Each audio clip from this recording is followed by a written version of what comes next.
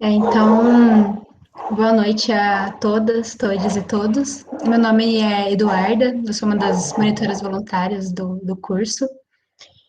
E a nossa palestrante de hoje é a Raquel Rocha.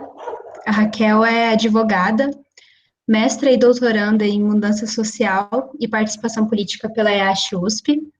É pós-graduada em gênero e sexualidade pela UERJ, pós-graduada também em governo e poder legislativo pela Unesp. Ela foi vice-presidente da Comissão da Diversidade Sexual e de Gênero da OAB São Paulo, entre o período de 2011 e 2018, na qual ela é membro atualmente. Ela também é pesquisadora do TEAR, Grupo de Pesquisa de Relações de Gênero, Raça, Etnia e Memória, e atua como colaboradora junto à entidade de direitos da diversidade sexual e de gênero de São Paulo. E a nossa conversadora de hoje é a professora Elizabeth Franco, que é psicóloga, com aperfeiçoamento no atendimento à minoridade. Ela tem mestrado em psicologia social e doutorado em educação. É professora do curso de obstetrícia e da pós-graduação em mudança social e participação política da USP. Raquel, mais uma vez, né, muito obrigada pela sua presença, muito obrigada pela presença da professora Beth, e agora eu passo a palavra para a Raquel, fica à vontade. Obrigada a todos, a todas, a todos, boa noite, e obrigado pela oportunidade, obrigada, Beth, pelo convite no primeiro momento, e pela oportunidade de estar aqui nesse grupo, nesse curso que eu tenho acompanhado desde o começo, né, e comentava com a Eduarda antes de que tem sido um aprendizado muito grande, porque embora eu trabalhe com direitos humanos e esteja aí, né, neste caminho há muito tempo, trabalhando com a questão da diversidade sexual e de gênero, eu venho de uma área extremamente difícil, conservadora, né, e que não colabora muito, né, mas a gente tem também a tarefa de mudar e de mudar esse discurso também do direito, e aqui eu tenho aprendido muito, porque eu pesquiso sobre essa questão das parentalidades, de famílias formadas por outros arranjos familiares, né, de homens gestação, e também pesquisar a gestação de homens trans, de lésbicas e de travestis, e estar nesse curso, né, tem sido um aprendizado muito grande, porque eu tenho dialogado, né, com outros campos disciplinares aqui, e eu confesso que quando eu assisti a aula de saberes indígenas, né, para mim eu fiquei muito feliz de acompanhar aquela aula, todas, é evidente, mas a minha mãe, ela é neta de indígena, né, e ela sempre teve, né, em casa a gente tinha um quintal muito grande, então ela sempre teve todas as ervas dela que ela conhecia e que ela aprendeu também, né, e eu lembro que quando eu tive a minha primeira filha, ela ficou com a gente um pouco e ela sempre tinha, olha, e comentava com o meu companheiro, não dá isso para ela, porque isso vai secar o leite, isso não vai ser bom para a cólica da criança, isso não sei o quê. Então, assim, foi muito emocionante, né, acompanhar aquela aula e ver de que eu cresci nesse universo, né, de muitas ervas para tudo aquelas doencinhas, né, que a gente tem na infância e depois mesmo na adolescência, e a mãe estava sempre ali, indo buscar lá, né, fazendo, amassando tudo e trazendo, e ter sido criada neste ambiente, né, e não ter resistido, inclusive, quando ela me sugeria essas questões todas para minhas filhas, embora eu morasse aqui já na cidade de São Paulo, né, nesse grande centro urbano, mas eu sempre recebia muito bem essas sugestões dela, porque são saberes, são sabedorias, né, e que ajuda a gente a pensar, né, nesse universo todo, né, de que o nosso saber, ele não deve ser um saber para hierarquizar, né, todas as outras sabedorias que tem por aí, né, então fiquei muito feliz, de ter assistido aquela aula e ter assimilado também tanta sabedoria que elas trouxeram para a gente. Imagino que para vocês que trabalham com esse campo, né, da obstetrícia, da enfermagem, né, foi muito mais riquíssimo, né, do que foi para mim, evidente, né. Fazer essa aula logo após a aula a última aula, né, da Érica e da Glauce, tem todo uma continuidade, eu diria assim, né, porque a última aula falou de direitos reprodutivos e direitos sexuais, né, e nós vamos falar aqui hoje, bater um papo com vocês, né, Beth e eu, exatamente desses novos arranjos, né, que não são muito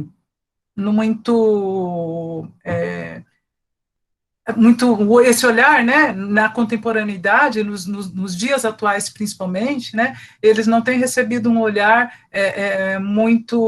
um olhar avesso, né, eles não têm tido um olhar merecido, né, haja visto que a gente tem acompanhado aí essa onda conservadora, né, e que muito pelo contrário, né, tem insistido no resgate de um discurso conservador, da família pautada por homem e por mulher, né, e resistindo, né, mas nós também resistimos, né, isso que é importante. A gente não vai entregar essa volta, né, e aí usando até um jargão do movimento LGBT, nós não vamos voltar para o armário, né, e quando eu digo nós, eu digo todas nós mulheres, as pessoas indígenas, outras etnias, né? Nós não vamos voltar para o armário e somos resistência hoje, né? Nesse discurso conservador. Eu quero começar esta conversa, Beth, com aquele videozinho que nós produzimos, né?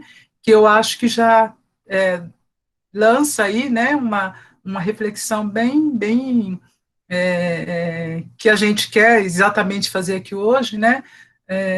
E também não quero fazer um discurso jurídico, de juridiquês, né? Não gravem essas questões de datas e de leis, isso é só para a gente ter uma noção e ter né, de como algumas coisas foram construídas também. E quero pedir, eu acho que eu passei para a Helena está com o videozinho. Há um dito popular que diz que quando nasce uma criança, nasce uma mãe. Será que sempre é assim? De acordo com o Unicef, nascem diariamente no planeta aproximadamente 395 mil bebês. A maternidade e a paternidade habitualmente são concebidas como atributos de famílias formadas por um homem e uma mulher heterossexuais e cujas identidades de gênero correspondem aos seus sexos biológicos, o que na literatura se conhece como cisgeneridade. Neste cenário, a maternidade é compulsória e a gestação é exclusivamente feminina. Nosso estudo sugere que algumas gestações desconstroem nossas crenças a respeito do que aprendemos como natural.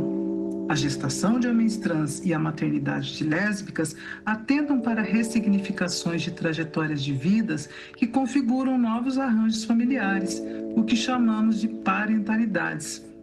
Apesar de famílias plurais serem uma realidade em nossos dias, os discursos ainda estão permeados de significados que demonstram que a constituição das famílias está imbricada no debate sobre as produções de relações de gênero e sexualidades. Não é incomum, por exemplo, a pergunta a respeito de quem é o pai e quem é a mãe numa família formada por pessoas LGBTQIA+. Mas será que isso é relevante? As concepções sobre maternidades e paternidades são construções históricas e culturais que sinalizam para a subjetivação de identidades sociais articuladas por saberes e poderes que colocam identidades de gênero e sexualidades em lugares fixos e pré-determinados a partir da dimensão biológica. A pluralidade das pessoas no planeta não tem feito coro à hegemonia cisgênero e heteronormativa. pessoas trans, intersexo, lésbicas, gays, queers, agêneros, bissexuais, assexuais, pansexuais e não binários constituem famílias. Neste sentido, a multiplicidade de parentalidades nos faz refletir o quão restritivas são as definições de família que hegemonicamente perduram na sociedade. Nossa pesquisa de doutorado é um convite para pensar os cenários de mudança social nesta área e a importância dos direitos fundamentais de todas as pessoas. De fato, o mundo dá muitas voltas.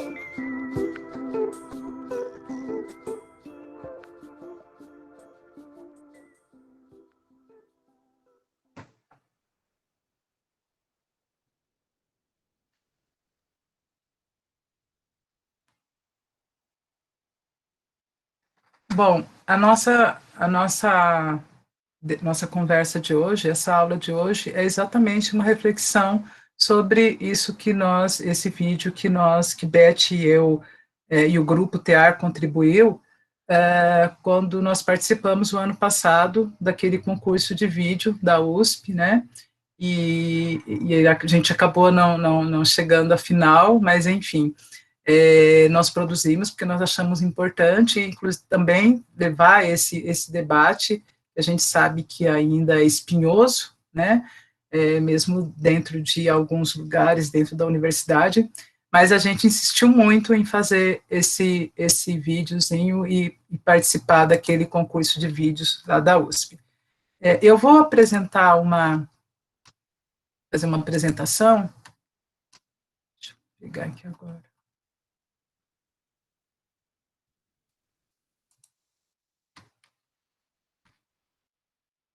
Por que eu não estou conseguindo? Achei aqui.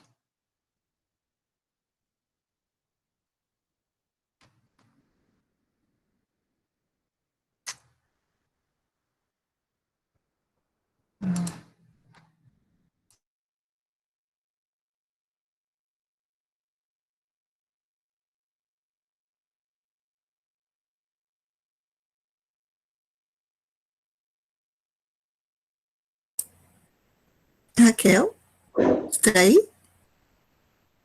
Parece que ela congelou, né, gente? Ah, não, tá aí, voltou. Eu tô abrindo. Acho que você tinha dado uma congeladinha aqui para nós, mais tranquila. Se precisar de ajuda, também posso tentar aqui. Tá, eu tô só abrindo. Tinha deixado ele certinho e eu acho que eu fechei sem querer, desculpa, gente. Imagina. Não tem problema, não. Faz parte dos mundos virtuais, tecnológicos, né? Enquanto a Raquel abre, eu vou contar para vocês que eu curto tanto esse videozinho, achei que ficou tão fofinho. Ele traz... Tá aparecendo aí? Tá. Tá. Agora, se você conseguir colocar a tela cheia... Isso. Deu certo, né? Sim. Oi, tá certo, né? Bom, como eu disse, né, o vídeo, a gente fez exatamente a partir da pesquisa, da minha pesquisa de doutorado, a Beth é minha orientadora, né, e a ideia é falar um pouco aqui hoje sobre parentalidades, vários caminhos do cuidado, né, a partir do que nós entendemos como parentalidades, como nós vamos mostrar adiante, né. E primeiro, eu deixo aqui já uma noção, né, do que a gente entende sobre o que é parentalidade, o que nós chamamos de parentalidade, que o vídeo já destaca um pouco, né. Parentalidade, ela vem de uma expressão inglesa, né, de gênero neutro, e que vai exatamente mostrar essa relação que existe, vínculo entre pessoas, e que necessariamente não está vinculado à consanguinidade, né?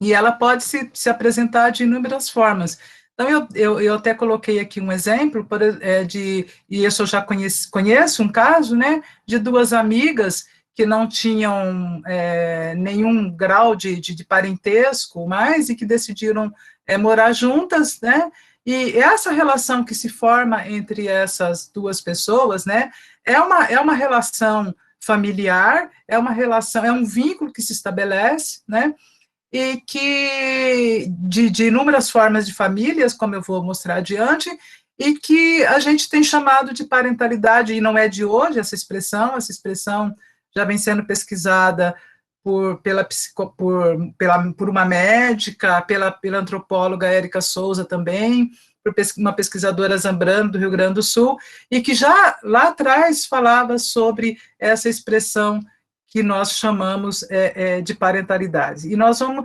mostrar por que é importante a gente falar em parentalidades, ao invés de falar de família, né, de fechar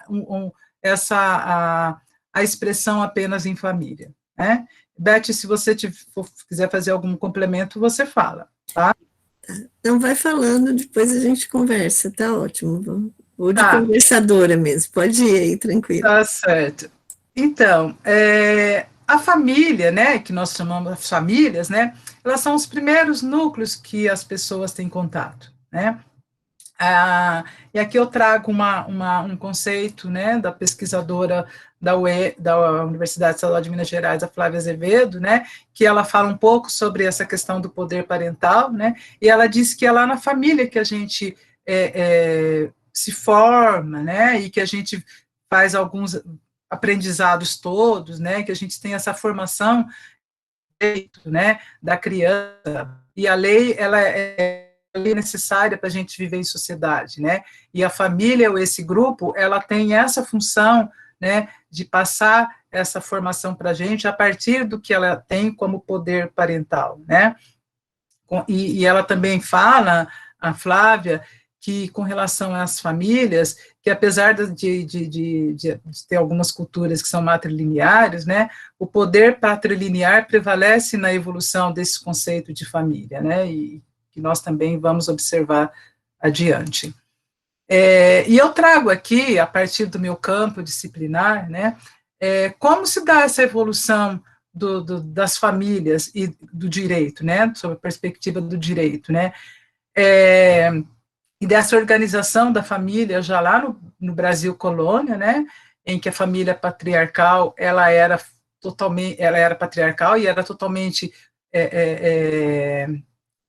tinha uma grande influência do Estado e da religião, né, e ao longo dos anos nós vamos percebendo como essa prevalência, está errado ali, prevalência, mas a prevalência do patriarcado, né, como ele vai se dando, né, e que mesmo no Código Civil de 1916, né, a mulher ainda era considerada uma mera cuidadora, né, o pai tinha esse que nós chamamos de pátrio poder, né, e isso vai evoluindo. Em 1949 foi quando foi possibilitado o reconhecimento de filhos havidos fora do casamento, né, e com o Estatuto da Mulher Casada, em 62, ele foi um marco, porque aqui já em 62, as mulheres não mais necessitavam de autorização do marido para toda a vida, as suas vivências, né, e para trabalhar, inclusive, que elas ainda dependiam da autorização dos maridos, né, de receber herança, e em caso de separação, ela poderia, inclusive, pedir a guarda dos filhos, né, e a lei do divórcio, ela só vem em 1977, com o fim do casamento, que vai garantir direitos civis às mulheres, e elimina uma série de obrigações da mulher junto ao ex-companheiro, né, e preserva direitos sobre filhos, direitos bens, e uma nova união, né. E aqui eu quero até registrar uma situação muito pessoal, que a minha mãe, ela não era casada com o meu pai, né, ela foge da família ainda adolescente, porque a família não aceitava, né, esse namoro dela com o meu pai, e ela foge, e eles vão morar junto, e constituem uma família, e tem filhos, tudo, e e quando ele casa, depois ele se separa da minha mãe, quando ele casa com uma outra pessoa, né, ela não tinha nenhum direito, isso se dá, eu ainda era criança, né, e eu lembro que era uma coisa muito estranha para mim, foi quando eu conheci o termo concubinato, né, porque a minha mãe, ela era tida como, a outra era mulher e a minha mãe era uma concubina, né, e eu lembro que na escola, né, eu não tinha o sobrenome da minha mãe, meu pai colocou o sobrenome só dele na gente, né, e eu lembro isso é muito, para mim, ficou na memória, né, de que as minhas amigas todas, meus amigos, tinham o nome e sobrenome do pai e da mãe e do pai, né, e eles perguntavam por que era engraçado, porque eu era uma das únicas que não tinha o nome da minha mãe, o sobrenome da minha mãe, né, e ela, porque ela não tinha o sobrenome também dele, então ele entendeu, enfim, para a gente mostrar que como tudo isso era muito dificultoso para as mulheres, né, porque ela não teve direitos nenhum quando ela vai, então, à justiça pedir pensão para os filhos menores, né, o judiciário entendeu que ela não tinha direito à pensão enquanto ex-companheira, né, e ele casado, constituiu uma outra família, então todos os direitos, os filhos tinham alguns direitos, né, evidente que isso vai mudando também ao longo do tempo, o direito vai mudando isso, mas isso é só um caso, né, se a gente pensar de como inúmeras pessoas passaram por essa situação também. E somente em 1988, né, que nós vamos ter exatamente essa interpretação dessas mudanças que ocorriam na sociedade e que o direito simplesmente não reconhecia, não ignorava. Então, o que acontece? Essas mudanças nos estratos todos da sociedade, né, isso começa a mudar. O direito vai fazendo uma interpretação muito antes da Constituição de 88, e na Constituição de 88, então, quebra esse paradigma e diz, não, essas pessoas existem, é preciso resolver essas situações todas, é preciso contemplar essas famílias todas, né, essa mulher, esses filhos todos, e é quando o judiciário, então, faz mais interpretações ainda do conceito de família, né, nós chamamos isso no direito de famílias constitucionalizadas, né, porque após 1988, não sei se alguém aqui assistiu aquele filme, Eles, né, ali é um retrato muito interessante, é um retrato de uma mulher que tinha vários companheiros, né, então é muito interessante, porque nessa perspectiva só de que o homem podia ter várias mulheres, né, mas ela tem outros companheiros, isso não é novo, né, e que mostra que isso não é novo, né, isso já existia, sempre existiu, né, na sociedade. E mesmo quando a comunidade LGBT, né, consegue no Supremo Tribunal o reconhecimento do primeiro da União, depois o reconhecimento do próprio casamento, né, se esse artigo aqui, 225, não, né, ele reconhece, né, que a união estável, ela é entre o homem e a mulher, como entidade familiar, mas a interpretação que o direito, ao longo desses anos todos, não em nenhum momento ela, né, essa união entre pessoas do mesmo foi exatamente isso. O Supremo por pessoas do mesmo sexo, porque até então, quando um falecia, o outro tinha que brigar, porque a família vinha sempre pleitear os patrimônios. Oi? Desculpa te interromper, é que o pessoal está comentando que está travando um pouco o seu áudio. Acho que se você puder retomar, assim. Talvez se você desligar a sua câmera, eu não sei se ajuda um pouco com a sua conexão, Ah, eu vou porque está fazer, gravando. Se você eu vou puder fazer tomar isso um então. minutinho.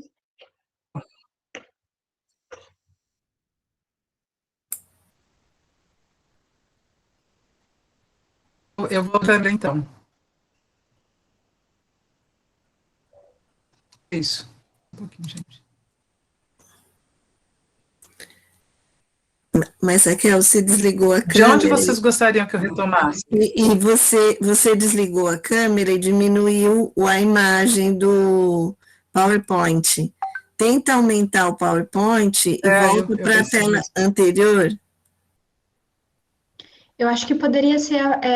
Não, pode seguir, né, Duda? Isso, pode seguir. Essa? Na hora que você começou a falar Essa? do artigo 226, Raquel. Isso Ah, tá mesmo. bom. Agora tá na tela toda? Tá, Assim. sim. E tenta falar pertinho do microfone, porque estava Tá, baixinho então e tá bom. cortando. Obrigada, Raquel. Ai, que doido. Eu acho que a minha internet está E eu estou usando um outro. Eu tenho duas sessões aqui de internet, né? E eu estou usando a mais próxima, inclusive. Estação de internet. Mas, Mas enfim, eu vou agora o seu retomar áudio aqui. melhorou, pode seguir do artigo 226. Tá bom. Então, se nós seguirmos a letra do artigo 226 da Constituição Federal de 88, ela reconhece a união estável apenas entre o homem e a mulher, né, como vocês estão observando como entidade familiar. E o que o Supremo Tribunal fez foi fazer uma interpretação, uma extensão desse artigo, né, porque a Constituição em nenhum momento ela proíbe, né, a união estável e o casamento, né, entre pessoas do mesmo sexo como entidade familiar, e foi exatamente isso que ela fez.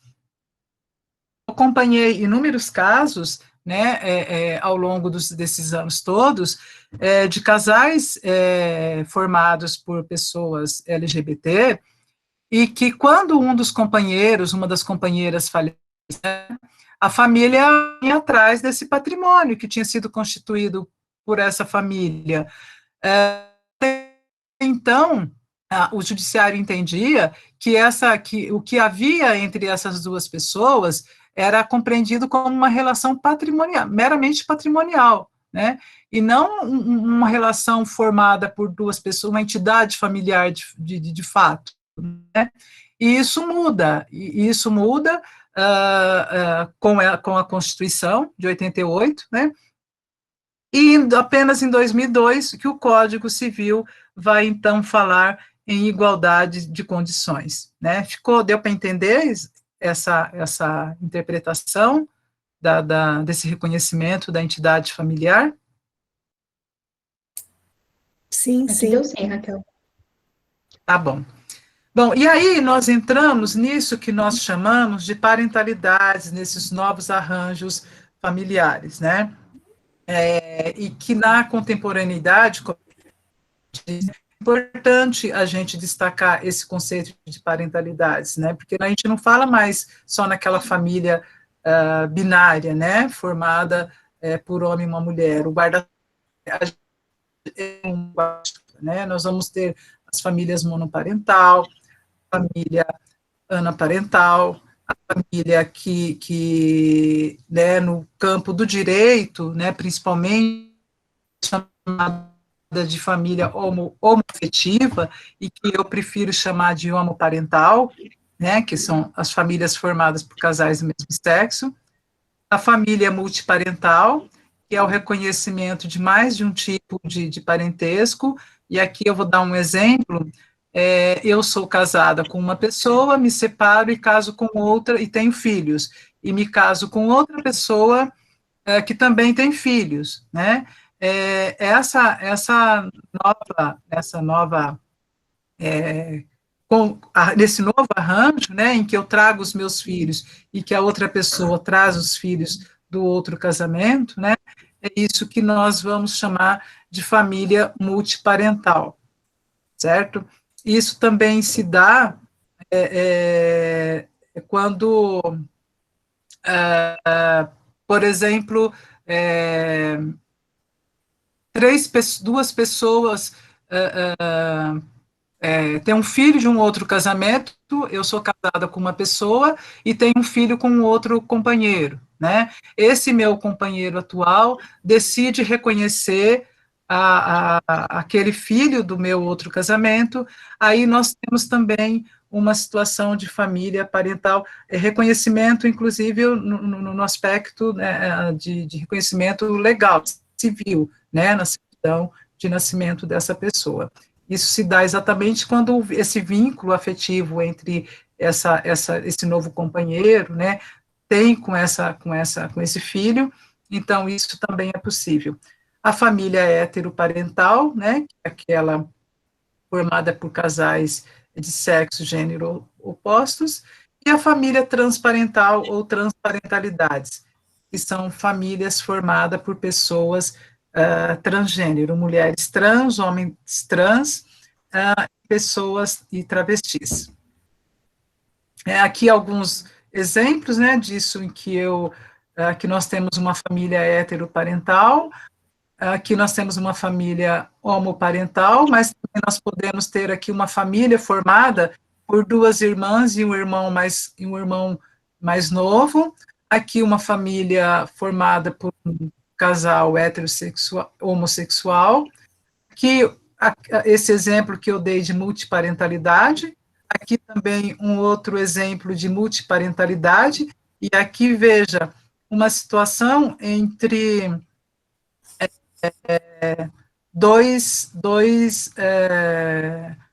o que era um casal hétero, né, agora é um casal homossexual que traz os filhos do outro casamento. Aqui um casal heterossexual, né, aqui nós poderíamos chamar de uma família formada por um avô e dois irmãos, né, um avô e dois irmãos, que também é uma outra concepção de família, e enfim, e eu trouxe todos esses modelos para a gente um pouco essa noção que nós queremos exatamente trazer para refletir neste curso hoje. Né? Então, nós estamos falando aqui de homossexualidade, de paternidades, de maternidades e de parentalidades, né? E aqui a importância, né? Por que falar de parentalidades nos ajuda nesse momento, né? Porque ajuda a desvencilhar toda essa discussão de família e parentesco, a partir do que nós entendemos apenas como o binarismo, né? E isso é muito importante, porque nós que trabalhamos com direitos humanos, nós que trabalhamos com esses saberes e práticas na obstetrícia, na enfermagem, em outras áreas da ciência médica, inclusive, né, é muito importante que a gente discuta sobre essas novas concepções, né, de famílias, né.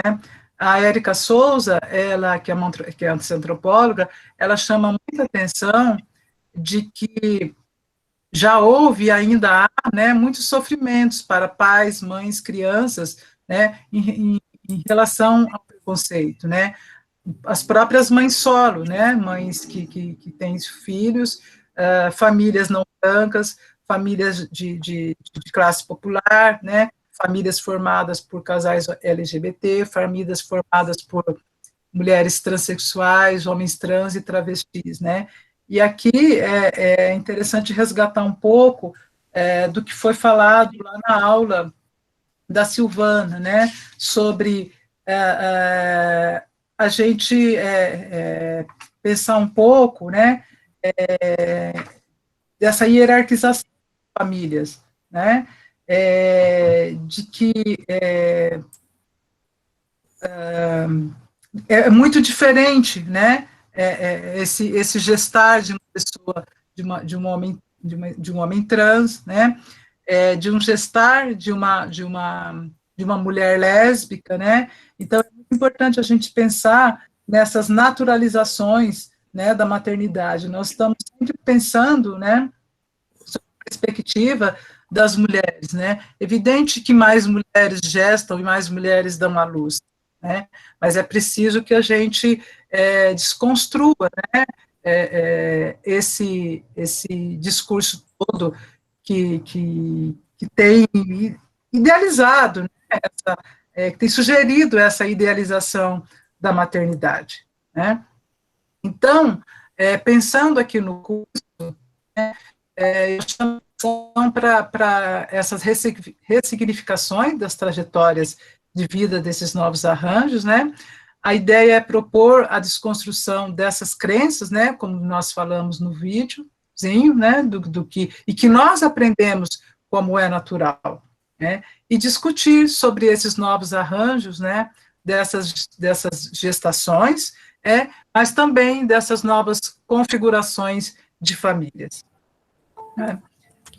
E aqui eu mostro, né, eu trouxe esse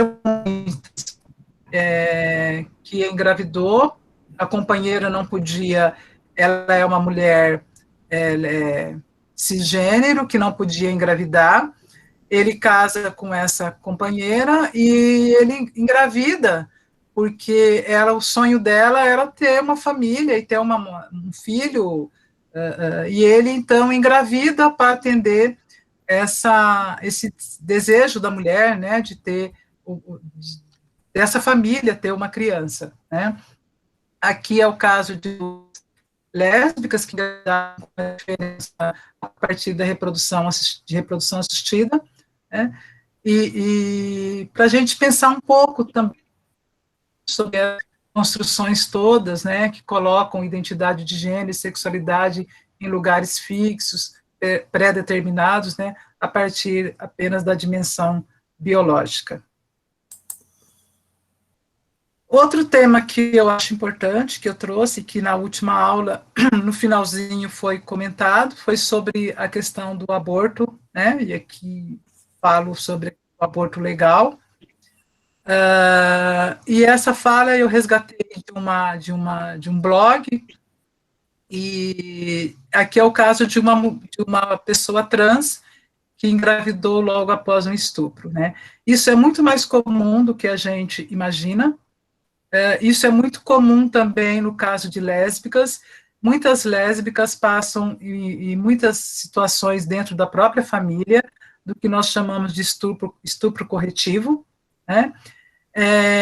E a gente precisa muito fazer esse debate sobre a questão do aborto, não apenas a partir de pessoas trans ou de mulheres lésbicas, mas a gente precisa muito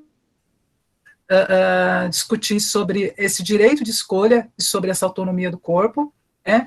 Sobre redes de apoio, nós estávamos conversando um pouco antes de iniciar a aula sobre essa questão, né? Sobre o acesso a serviços de saúde e sobre a responsabilização do agressor, mas aqui também eu incluo a responsabilização de profissionais que têm entregue provas de mulheres que chegam em pronto-socorro e dão entrada numa situação de aborto, e que isso tem sido muito recorrente, né? Agora em maio, mas lá já em 2018, o Tribunal de Justiça de São Paulo trancou 2 ações promovidas pelo NUDEM, que é o Núcleo de Defesa das Mulheres aqui da Defensoria Pública de São Paulo, tanto essa de 2018 como essa agora, que saiu agora em maio, nas 2 situações, o profissional da saúde, quando essa mulher dá entrada no pronto-socorro numa situação de aborto, o profissional da saúde chama a polícia, e essas 2 pessoas, né, essas 2 mulheres, acabam sofrendo um processo criminal, mas ao longo desse processo, o judiciário rever essas provas que o profissional da saúde são chamados e admitem, né, que foram eles que fizeram a denúncia para a polícia, e o judiciário entende que isso é um grave risco, né, o direito de intimidade, e não tem, e eu chamo muita atenção para isso, né, de que é preciso acolher essa pessoa que chega nessa situação, naquele momento,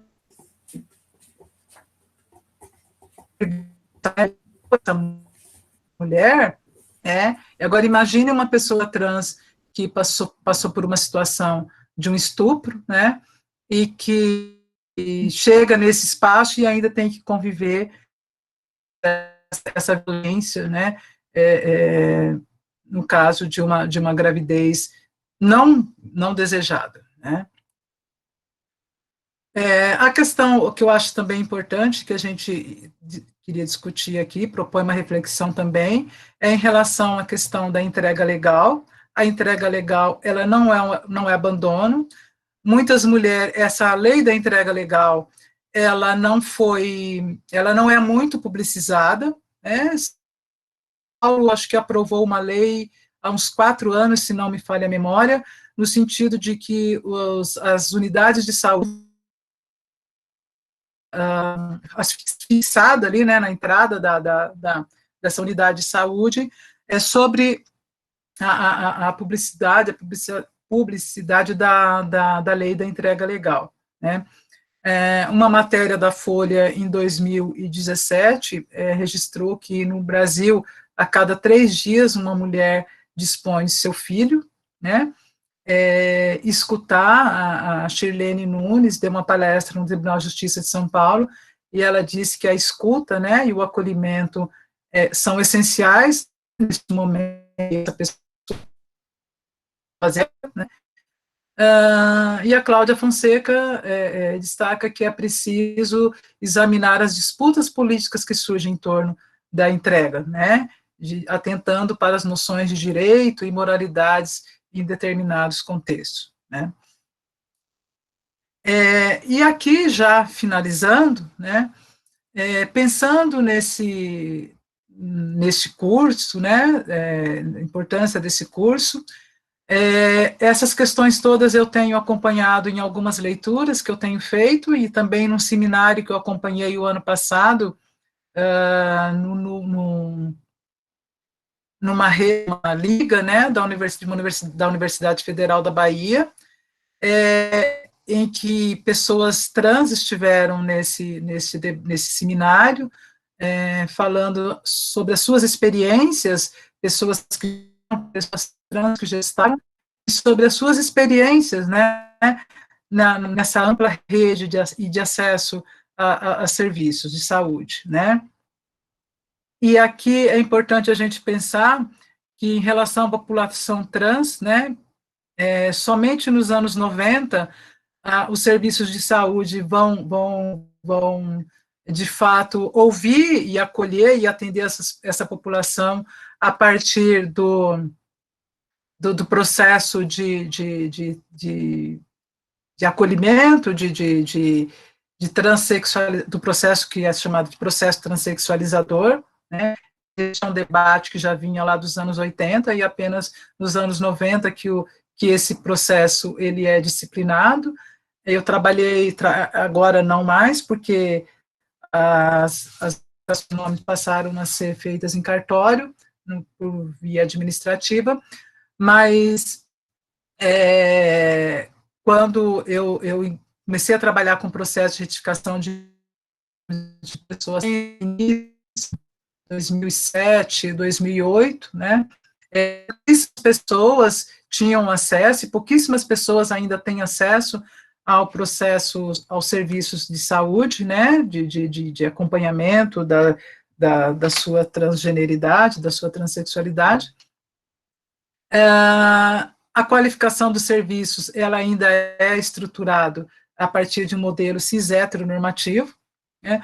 A formação em gênero e sexualidade para profissionais de saúde, ela é extremamente importante, e isso tem ficado muito claro cada vez que eu leio mais trabalhos em relação às parentalidades de pessoas trans, principalmente, né, mas isso não é muito diferente também para casais de mulheres lésbicas, de mulheres que gestam, que são lésbicas. E aqui, uma reflexão que está posto nesse nascimento, né, a biologia, ela sempre determina quem nós somos, né, é a anatomia que nos define, já desde o momento em que nós nascemos e que hoje já desde do ultrassom, né, porque já no ultrassom é a partir da genitália que nós somos definidos, né. Nominar essa pessoa, a nominação é para patologizar, né, o poder da medicina ainda reguladora do corpo ainda é muito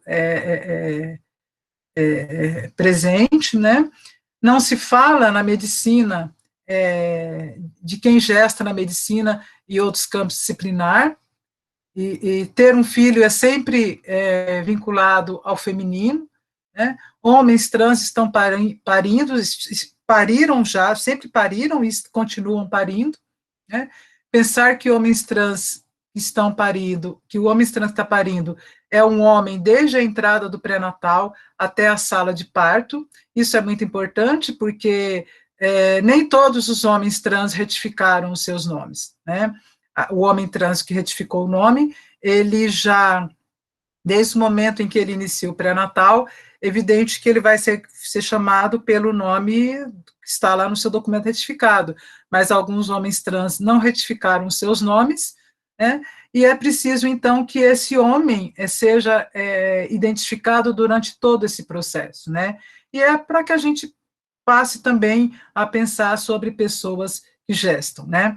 Um dado que apareceu e que apareceu nesse seminário também, de profissionais que fizeram alguns registros, né, em relação à declaração de nascido vivo, isso é muito engessado, também, que é um debate muito atual e que não tem sido, e que merece que a gente amplie, em relação à pessoa intersexo, né? Nós temos feito algumas audiências públicas no Conselho Nacional de Justiça, exatamente no sentido de que, porque o Conselho Nacional de Justiça, que é quem regula todos esses procedimentos em relação ao registro, e a ABRAE, que é a Associação Brasileira de Intersexo, do qual eu sou colaboradora, sou advogada voluntária, e também a ABRASIT, que é a Associação Brasileira de Profissionais para a Saúde Sexual de Travestis, de mulheres trans, de homens trans e de pessoa intersexo, nós temos feito essa cobrança para que amplie os quadros, porque lá na DNV, que é esse documento que os médicos têm que atestar quando essa criança nasce, que é o documento que as pessoas levam ao cartório para registrar a criança, né, embora ela tenha um campo que é o masculino, feminino e ignorado, né, o entendimento do movimento de intersexo no Brasil é no sentido de que não seja essa expressão ignorada, porque não são pessoas ignoradas, né, essas pessoas existem, e a ideia é que haja um outro campo, né, de gênero não especificado, de sexo não especificado, algo nesse sentido, né. Temos 3 decisões no Brasil hoje, de reconhecimento de gênero não especificado em certidão de nascimento. A primeira veio do Rio de Janeiro, em setembro do ano passado. A segunda decisão de gênero não especificado de pessoas trans não binária veio agora no começo do ano do Rio Grande de Santa Catarina, e agora no mês de maio o Tribunal de Justiça de São Paulo autoriza também uma pessoa não binária a não ter na sua certidão de nascimento, né, o gênero, o nome neutro e o gênero não especificado. Eu ingressei com uma ação judicial de pessoa a gênero, pedindo exatamente que na certidão de nascimento conste um nome neutro, ou a gênero ou não especificado na certidão. Tanto o Ministério Público quanto a juíza de primeira instância foram contrárias, né, pediram para ir no cartório, que é lá no cartório que se resolva isso, após a decisão do Supremo Tribunal Federal, e nós entendemos que não é bem assim, porque a decisão do Supremo, embora ela tenha sido um grande avanço, né, para a retificação de nomes de pessoas trans no Brasil, né, ela ainda se vale do binarismo, né, de feminino e masculino. Então, essa pessoa que não se reconhece como nenhum gênero, né, essa pessoa tem que fazer, tem que judicializar, né, esse pedido para ter a sua certidão de nascimento. Também aqui a ideia, a DNV passa uma ideia de quem pare é a mãe, né, sempre mãe ou pai, que está lá, e é preciso que a gente amplie essa discussão também dessa DNV engessada, né. Um debate que surgiu também nesse seminário da Bahia é de que o sistema SUS ele é totalmente programado para o gênero feminino, né, e alguns médicos destacaram muitas dificuldades que eles têm para realizar exames em pessoas trans, né, porque a pessoa trans que não retificou, que retificou o nome, né, o sistema entende como que se vai fazer um exame desse numa pessoa que retificou o nome e que é conhecido como gênero masculino, né. Então, essas são questões também que é preciso ampliar no acesso à saúde, né, e o CIS, e aqui, né, já finalizando, que o nome no SUS, né, ele é feminino, né, o CISUS é sempre pensado, esse sistema é sempre pensado a partir de um sistema feminino, né. E eu não quero me estender muito, porque eu acho que a ideia é mais ouvi-los, né, ouvi-las na sequência, né, mas são essas ideias que eu trago, né, para que a gente pense exatamente, né, de como esses discursos hierarquizam famílias, né, e pressupõem que umas são melhores que as outras, né. Eu acho que é isso que eu trago aqui hoje para a gente conversar, né, e também aprender com vocês e tentar esclarecer a partir desse meu campo disciplinar, né, como é que eu posso contribuir com esse debate neste curso.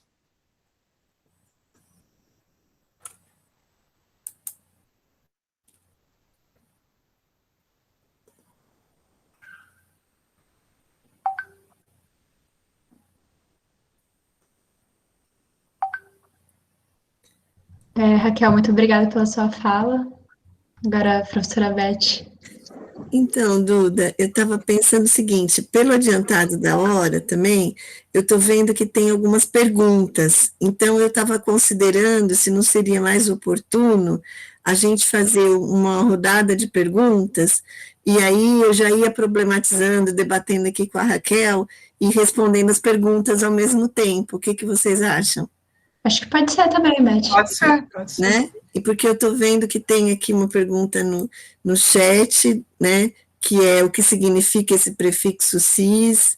Tem uma outra pergunta, que é como você avalia o avanço da garantia dos direitos das pessoas LGBTQIA+, apenas através do Supremo e não pelo Legislativo. E não sei se tem outras perguntas aqui que alguém queira fazer. Acho que pode tirar, né, a gravação, porque aí as pessoas ficam mais à vontade nas perguntas. A gente tem adotado esse critério.